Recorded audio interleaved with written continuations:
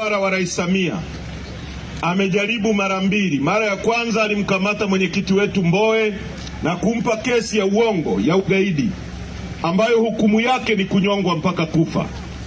Leo amemkamata Lissu, amempa kesi ya uongo nyingine ambayo hukumu yake ni kunyongwa mpaka kufa. Hii yote ni kwa sababu ya uchu wa madaraka. Wanataka kututisha turudi nyuma, tusipiganie rasilimali za nchi yetu ambazo wanazigawa kwa Wachina na Wazungu na Waarabu.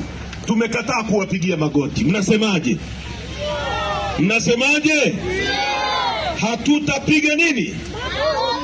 Hatutarudi nyuma. Hata wakinikamata mimi, vijana wengine wa Chadema watasonga mbele.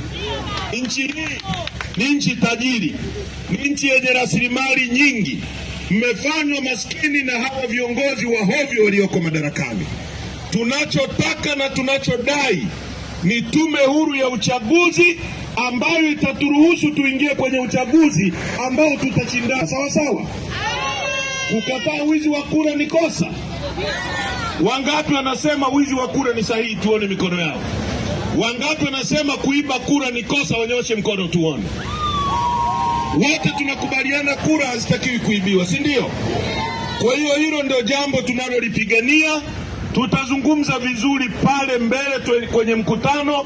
Ninawashukuru sana, muwe na amani. Lissu tutamtoa ndani na mapambano yataendelea. Tunaelewana vizuri? Kwa hiyo msiogope hizo habari zao za kuwaambia kwamba wameiondoa Chadema kwenye uchaguzi. Wanaota mchana. Wanaota nini? Tunachotaka ni uchaguzi huru, na kuna fomu mtaletewa zinaitwa petition, fomu za madai. Tunadai nini? Tume ya uchaguzi huru.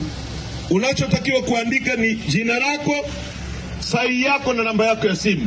Tunahitaji saini za watu milioni 15 tuzipeleke Umoja wa Mataifa kwamba Watanzania wanapinga wizi wa uchaguzi. Tunaelewana vizuri? Kwa hiyo hizo fomu zitakuja hapa kwenu, mtasaini, na maeneo mengine yote sainini hizo fomu ili tupate uchaguzi huru na haki, tukabadilishe nchi hii.